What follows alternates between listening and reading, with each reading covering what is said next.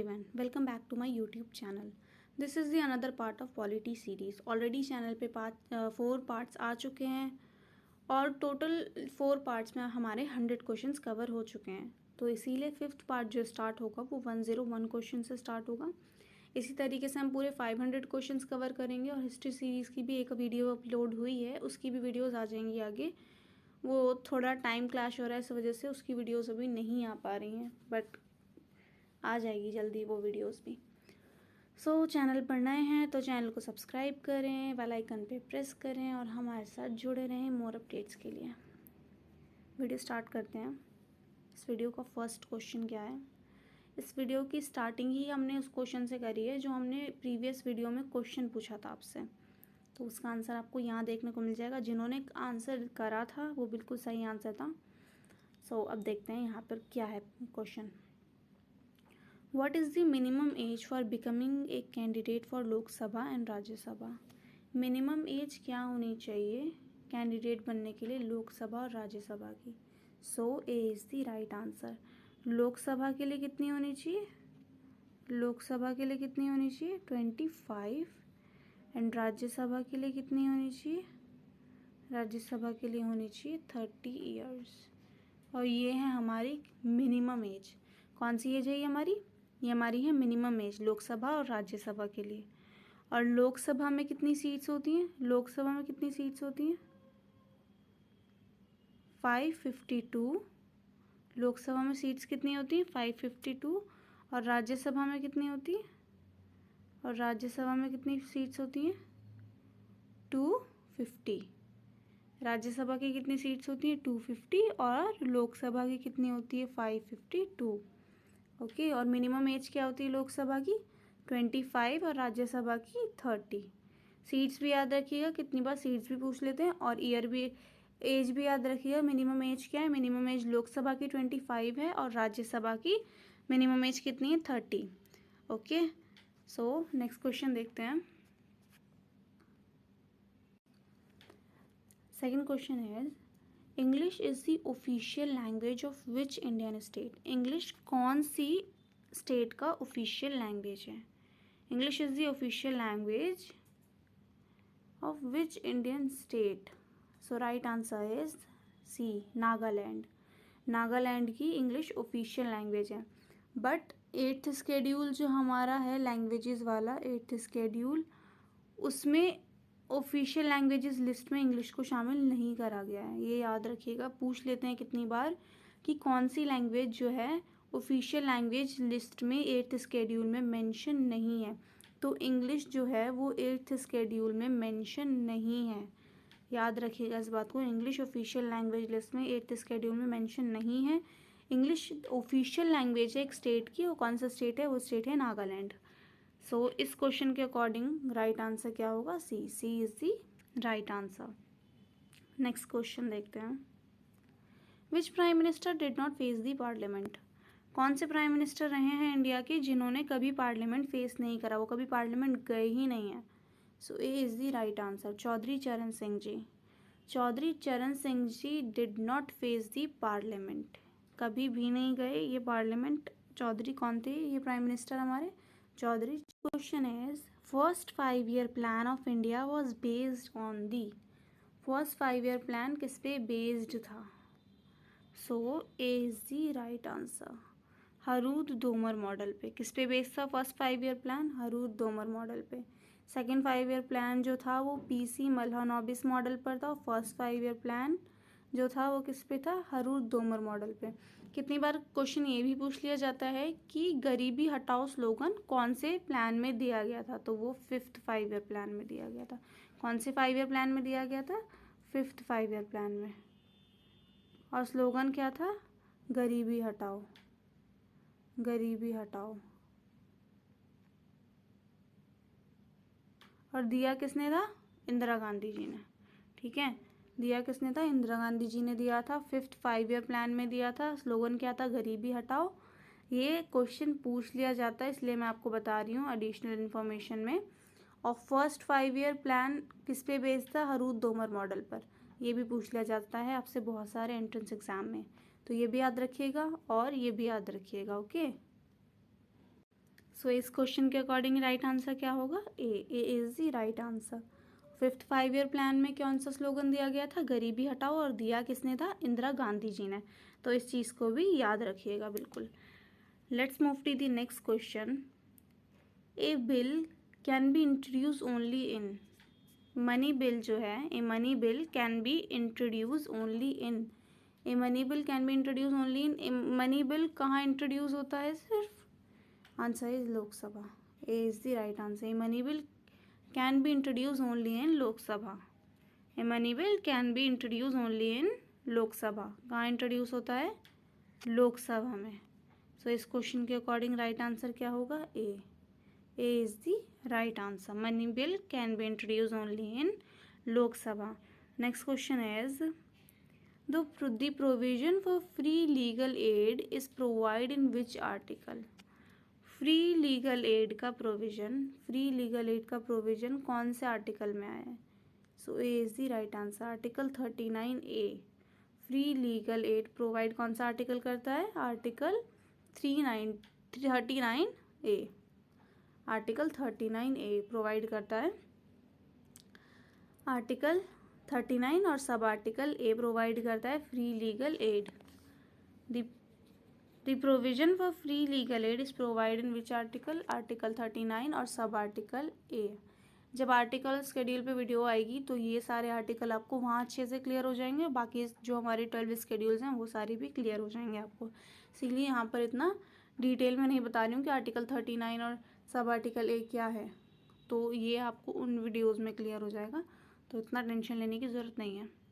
इस क्वेश्चन के according right answer क्या होगा? 39A। ये भी बहुत इंपॉर्टेंट क्वेश्चन है। इंपॉर्टेंट क्वेश्चन तो आपके लिए सारे ही हैं, आपको सभी पढ़ना है, लेकिन जिन्हें मैं ज़्यादा इंपॉर्टेंट बोलती हूँ उनको और अच्छे से देख लिया करिए।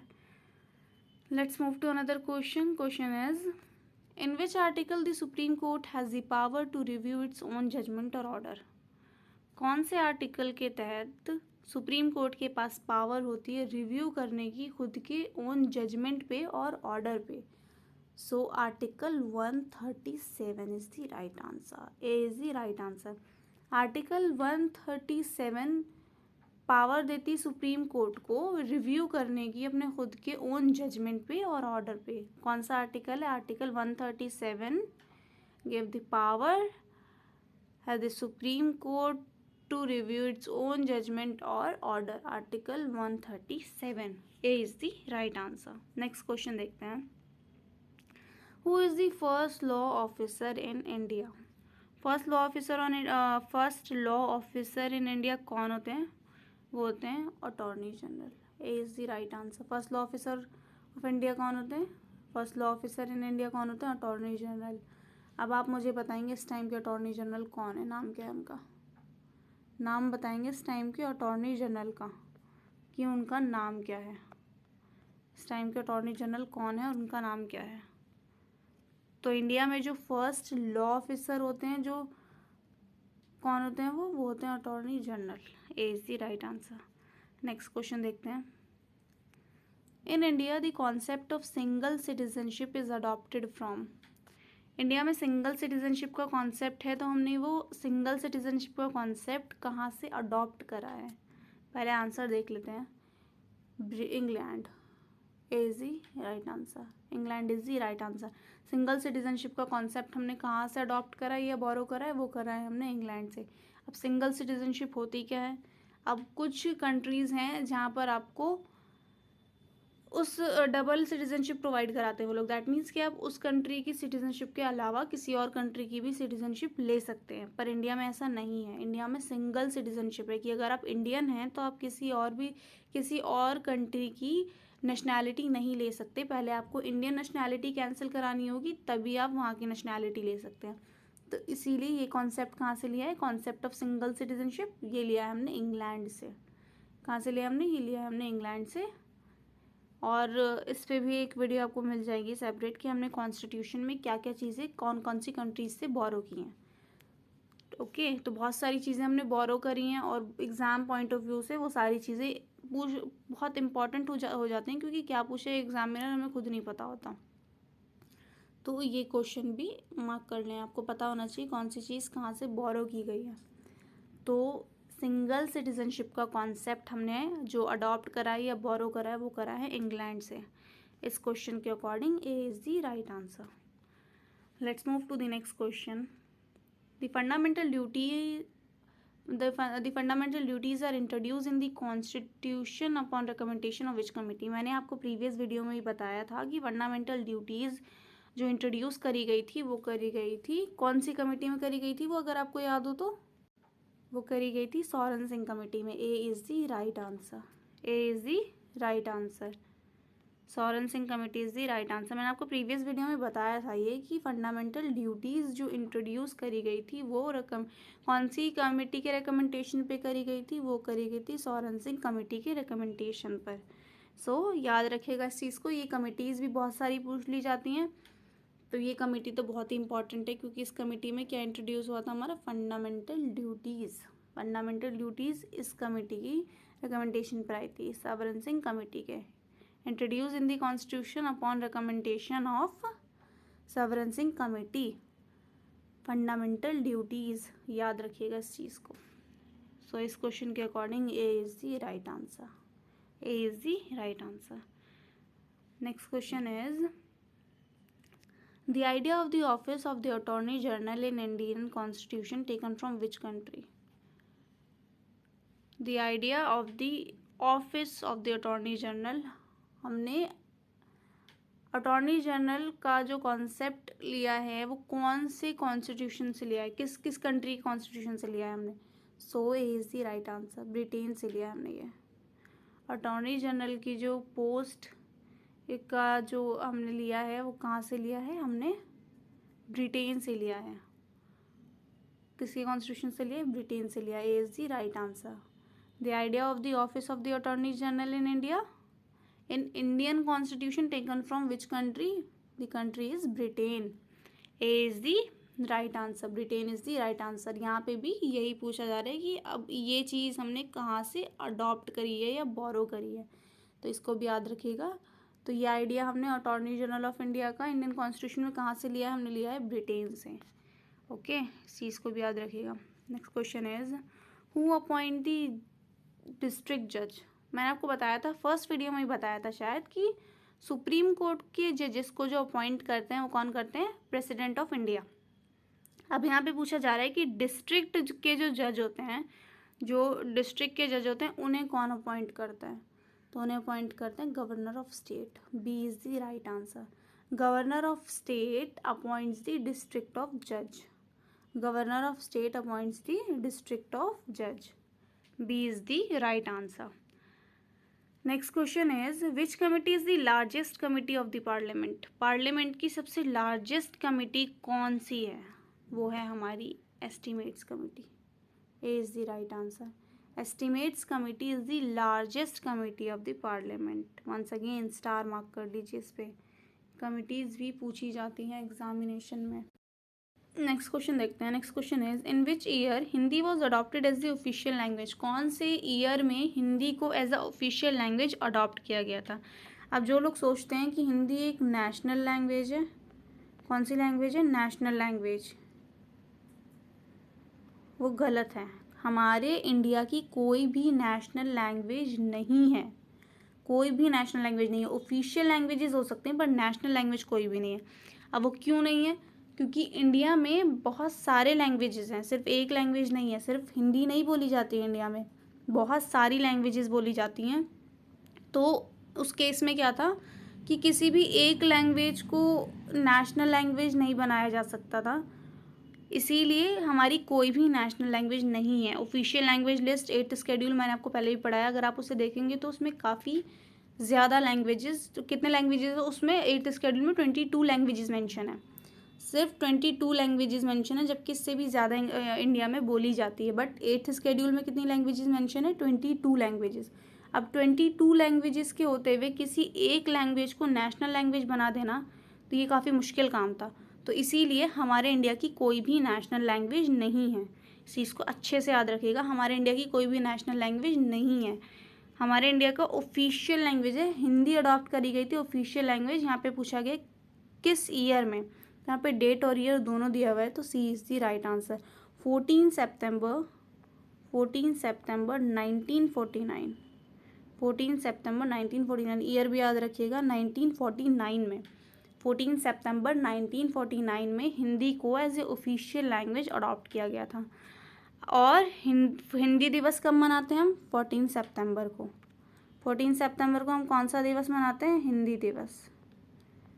हिंदी दिवस, हिंदी दिवस सेलिब्रेट कब होता है? 14 सितंबर को। क्यों? क्योंकि हमने 14 सितंबर 1949 को हिंदी को as a official language of India adopt करा था, इसीलिए हम 14 सितंबर को नेशनल हिंदी डे मनाते हैं। अब इसे भी याद रखिएगा, नेशनल हिंदी डे। मतलब ये हमारी जो हमने अडॉप्ट करा था, इस दिन को याद रखने के लिए हम मनाते हैं। लेकिन अगर इंटरनेशनल हिंदी डे की बात करें तो वो कब मनाया जाता है? वो मनाया जाता है हमारा 10 जनवरी को, 10 जनवरी को। इस पर भी आपको days and important days and dates पे भी एक सेपरेट वीडियो देखने को मिल जाएगी, तो आपको वहाँ और क्लियर हो जाएगी कि कौन कौन से इम्पॉर्टेंट डेज़ हैं, नेशनल भी और इंटरनेशनल भी। कितनी बार सेम नाम सेम होता है, बट नेशनल लेवल पे उसकी डेट अलग होती है और इंटरनेशनल लेवल पे अलग होती है। जैसे कि अब इंटरनेशनल हिंदी दिवस कब मनाया जाता है? इंटरनेशनल हिंदी डे सेलिब्रेट होता है 10 जनवरी को, और नेशनल हिंदी डे सेलिब्रेट होता है 14 सितंबर को। इसी तरह बहुत सारे डेज़ हैं जो नाम सेम है बट डेट अलग है, नेशनल और इंटरनेशनल होने की वजह से। और कुछ के नेशनल और इंटरनेशनल दोनों के सेम ही कौन सा क्या है? सेम डेट एंड डेज है। सो इस क्वेश्चन के according C is the right answer. 14 सितंबर 1949 is the right answer. Next question देखते हैं। G V. Ramakrishna committee is related to. G V. Ramakrishna committee किससे रिलेट करती है? वो करती है हमारी पब्लिक सेक्टर डिसइन्वेस्टमेंट से। G V. Ramakrishna committee related to public sector disinvestment. A is the right answer.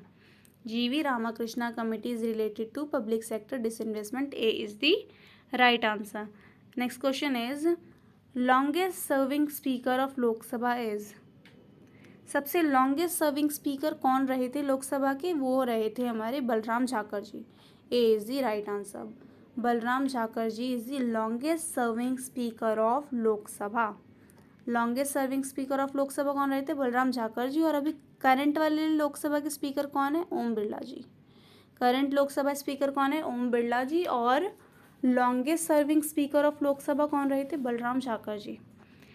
Next question देखते हैं। Which state has no panchayati raj institution. कौन सा स्टेट ऐसा है जहाँ कोई पंचायती राज इंस्टीट्यूशन है ही नहीं? पंचायती राज इंस्टीट्यूशन वहाँ है ही नहीं। कौन सा स्टेट है वो है हमारा Nagaland. C is the right answer. Nagaland की ऑफिशियल लैंग्वेज क्या है? अभी हमने ऊपर पढ़ा। नागालैंड की ऑफिशियल लैंग्वेज क्या है? English.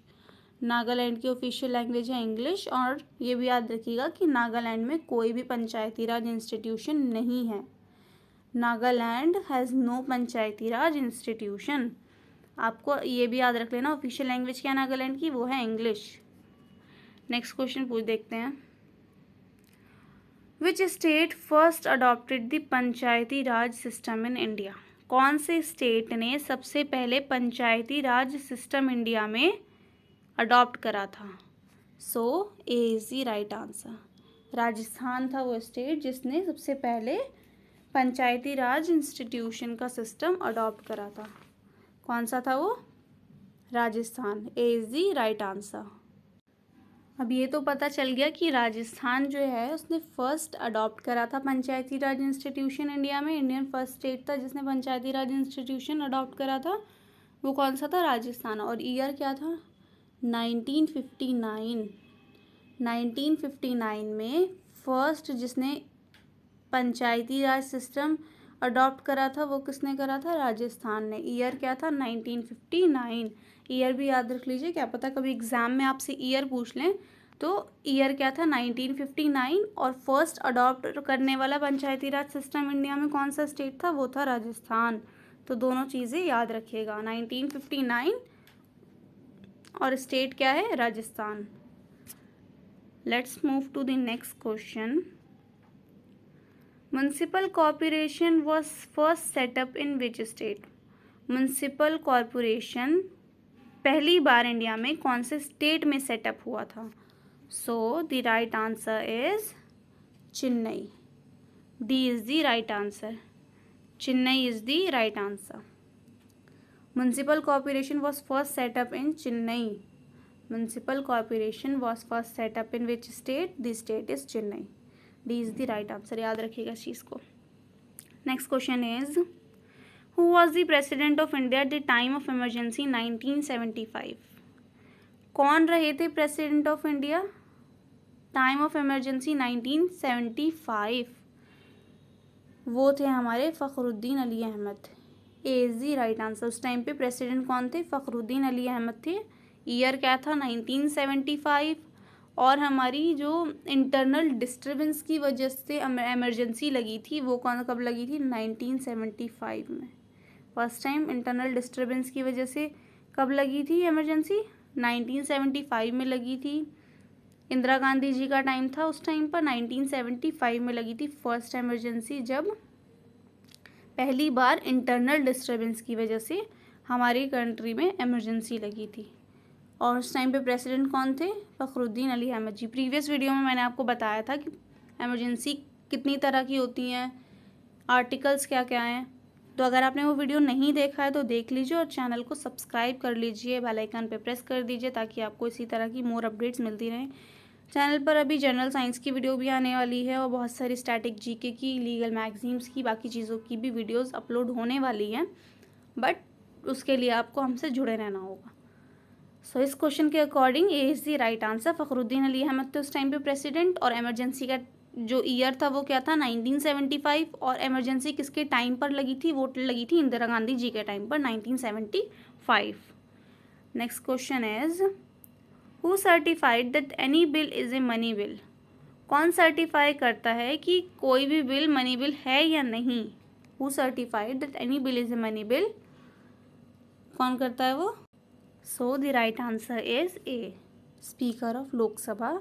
Speaker of Lok Sabha certified that any bill is a money bill. कौन सर्टिफाइड करते हैं? स्पीकर ऑफ लोकसभा सर्टिफाइड करते हैं.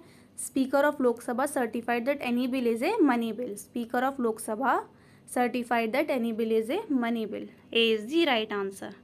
ए इज़ दी, इस क्वेश्चन के according A is the right answer. कौन सर्टिफाइड करता है? Speaker of Lok Sabha.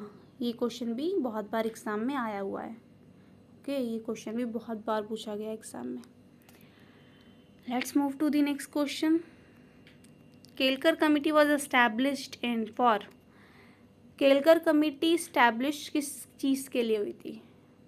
तो इसका राइट आंसर है हमारा, so the right answer is tax reform. B is the right answer. Kelkar committee was establish for tax reform. Tax reforms के लिए Kelkar committee बनाई गई थी. Kelkar committee was establish for tax reform. B is the right answer. B is the right answer. Tax reform is the right answer. Kelkar committee was establish for tax reform. आपसे committees भी पूछ लिया जाता है, इसीलिए कमिटीज़ भी याद करते चलिए साथ साथ में. आपके लिए ये सारे क्वेश्चंस बहुत इंपॉर्टेंट हैं, तो अच्छे से पढ़ते चलिए साथ ही साथ. इतनी बार रिवीजन करने का मकसद सिर्फ यही होता है कि आपको यहीं पर याद हो जाए, आपको इतना बाद में एफर्ट डालने की ज़रूरत ना पड़े. इसीलिए बार बार रिपीट करा जाता है. एक एक क्वेश्चन को इतनी बार रिपीट करने का रीज़न ही यही है कि आपको बिल्कुल चीज़ें यहीं पर क्लियर हो जाएं. कोई डाउट हो या कोई कुछ कहना हो या कुछ भी, तो आप वो कमेंट बॉक्स में कह सकते हैं. Let's move to the next question. Article 20 of the constitution grants protection from. Article 20 of the constitution किस चीज़ से प्रोटेक्ट करता है? So right answer is A, double jeopardy. अब डबल जियोपार्डी क्या है? डबल जियोपार्डी का मतलब होता है, डबल जियोपार्डी का मतलब क्या होता है यहाँ पर? आर्टिकल 20 प्रोटेक्शन देता है किससे? Grant protection from double jeopardy. That means no one shall be punished twice. अगर आपने कोई क्राइम करा है तो आपको एक ही क्राइम के लिए 2 बार सज़ा नहीं दी जा सकती. मतलब कि ऐसा नहीं हो सकता कि आपने 6 महीने की सज़ा आपने 6 महीने की सज़ा काट ली है, उसके बाद फिर आपको कोई और वो क्राइम करे या कुछ भी ऐसा हो जाए तो आपको फिर से अरेस्ट कर लिया जाए कि नहीं तुमने क्राइम पहले भी करा था, एक क्राइम. नहीं, ऐसा नहीं होता है. ये इस चीज़ से प्रोटेक्शन कौन देता है? आर्टिकल 20 देता है इस चीज़ से प्रोटेक्शन कि कोई किसी भी पर्सन को एक बार जुर्म करने के लिए 2 बार सज़ा नहीं दी जा सकती। No one shall be punish twice. Double jeopardy इससे प्रोटेक्शन देता है। ये कौन से आर्टिकल मेंशन है? ये आर्टिकल 20 में मेंशन है। ये आपके लीगल फेजेस में और भी अच्छे से क्लियर हो जाएगा ये चीज़। अगर कोई लॉ के लिए तैयारी करना चाहता है तो उसके लिए ये याद रखना बहुत इम्पॉर्टेंट है। वो डबल जियोपार्डी बहुत बार पूछा गया क्वेश्चन है कि डबल जियोपार्डी है क्या? तो यही है कि no one shall be punish twice. किसी को भी एक बार गुनाह करने के लिए 2 बार सज़ा नहीं दी जाएगी। अगर उसने सेम ऑफेंस दोबारा किया, दैट मीन्स कि किसी ने एक ही गुनाह, कोई चोरी कर रहा है तो उसने वो चोरी 6 महीने सज़ा काटने के बाद चोरी दोबारा करी, तो इसका मतलब ये नहीं कि उसे अगली बार भी 6 महीने की सज़ा दी जाएगी। नहीं, उसके बाद उसकी सज़ा बढ़ा दी जाएगी क्योंकि उसने सेम ऑफेंस रिपीट करा है। पर ऐसा नहीं, ये भी नहीं होता है कि प्रोटेक्शन किस चीज़ से दे रहे हैं, ये कि अब कहीं उसने चोरी करी, उसने 6 महीने की सज़ा काट ली, फिर कहीं और चोरी होती है तो उसे अरेस्ट नहीं करा जा सकता। No one shall be punish twice. एक क्राइम के लिए 2 बार सज़ा नहीं दी जा सकती। सो इस क्वेश्चन के अकॉर्डिंग राइट आंसर क्या है? A, double jeopardy. Article 20 of the constitution grant protection from double jeopardy. A is the right answer. Let's move to the next question. A retired Chief Justice of High Court to became a chairperson of। Chief justice of high court retire होने के बाद chairperson बनते हैं कहाँ के? State human right commission के। The state human right commission के chairperson कौन होते हैं? Retired chief justice of high court. और नेशनल ह्यूमन राइट कमीशन के चेयरपर्सन कौन होते हैं? Retired chief justice of supreme court. Supreme court के जो रिटायर्ड चीफ जस्टिस होते हैं वो बनते हैं नेशनल ह्यूमन राइट कमीशन के चेयरपर्सन, और जो स्टेट ह्यूमन राइट कमीशन होता है उसके चेयरपर्सन कौन बनते हैं? Retired chief justice of high court. यहाँ पे पूछा गया retired chief justice of high court chairperson बनते किसके? वो बनते हैं स्टेट ह्यूमन राइट कमीशन के। ए is the right answer. State human right commission is the right answer. Retired chief justice of high court became a chairperson of state human right commission.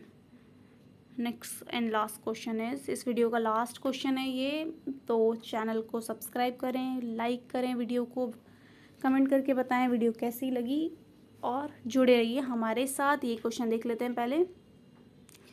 Blue flag certification by ministry of government is related to. Ministry of environment blue flag certification देती है। तो ministry of environment ये जो certification देती है ये किससे related है? So A is the right answer. Beach clean up is the right answer. Last year ये भी बहुत न्यूज़ में रहा था, अगर आपने न्यूज़ ढंग से पढ़ी होगी। टीवी वाली न्यूज़ की बात नहीं कर रही हूँ मैं, न्यूज़पेपर अगर पढ़ा होगा या कोई भी ऐसा यूट्यूब सोर्स से वीडियो देखी होगी जहाँ पे बिल्कुल सही और वैलिड न्यूज़ दिखाते हैं, तो आपको पता होगा blue flag certification ministry of environment beach clean up के लिए होता है ये। और लास्ट टाइम ये न्यूज़ में भी रहा था, 2020 में ये न्यूज़ में रहा था। बीच क्लीन अप न्यूज़ में था लास्ट ईयर। इस चीज़ को याद रख लीजिए, ओके। ये एमयू में भी आया हुआ क्वेश्चन है तो इसको और अच्छे से याद रखिए। लॉ में आया हुआ क्वेश्चन है ये। Blue flag certification by ministry of government is related to beach clean up. अब कितनी बार ये भी पूछ सकते हैं एग्जामिनर को, अगर क्वेश्चन में ट्विस्ट देने का मन करे तो वो ये भी पूछ सकता है कि ब्लू फ्लैग सर्टिफिकेशन कौन सी मिनिस्ट्री देती है। तो वो कौन सी मिनिस्ट्री देती है? मिनिस्ट्री ऑफ एनवायरनमेंट देती है। मिनिस्ट्री ऑफ एनवायरनमेंट देती है कौन सा certification? Blue flag certification given by ministry of environment is related to beach clean up. A is the right answer. ये इस वीडियो का लास्ट क्वेश्चन था। चैनल को सब्सक्राइब करना ना भूलें, बेल आइकन पे प्रेस कर दें एंड मिलते हैं नेक्स्ट वीडियो में। Bye bye.